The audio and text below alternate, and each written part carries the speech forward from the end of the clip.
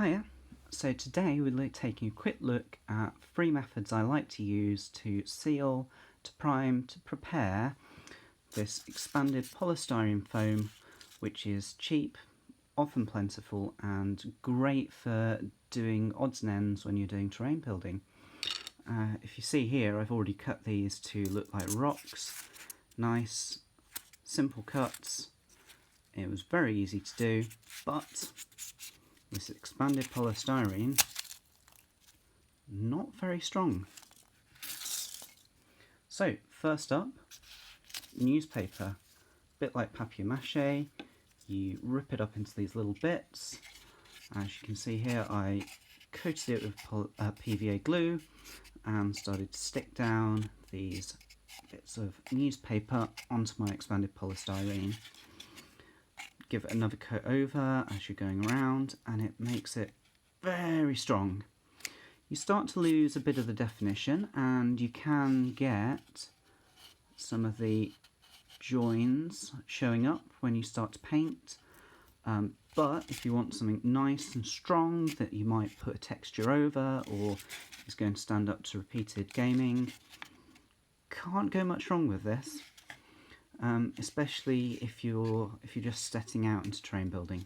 Now, second method, polyfiller. It's a bit gross to work with, in my opinion, but it is effective. You take some and you either mix it up with some water until you get something the consistency of cream cheese, or you pop some water in the top, mix it round, and just take from the top of the pot. Now, as you can see here, I've put it on. It gives really nice texture, especially if you stipple it whilst putting on. You can easily do several layers for extra strength. It takes paint well. You've got to be careful that it's not flexible, whilst the polystyrene underneath is, but that will be strong, that will be durable, and it'll take paint really nicely. Third one, gesso. Slightly more expensive than the others, although you can still get it quite cheap in places like The Works. I think I paid £5 for this. And unlike the others, this is a shrinking primer. So as you can see, you still keep the definition of the cuts you've made. Even here, where I stippled it on, it's still dried and shrunk, and you've got the definition of these cuts, which, if you're happy with how you've cut, is brilliant. And again, it's nice and strong, it's a little flexible, so it's a lot more forgiving than your polyfiller.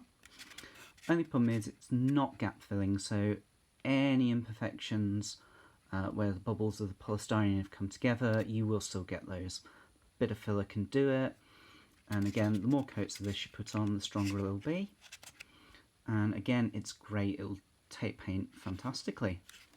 So there we are, my 3 go-to methods of sealing and priming polystyrene, expanded polystyrene foam, ready for painting and gaming.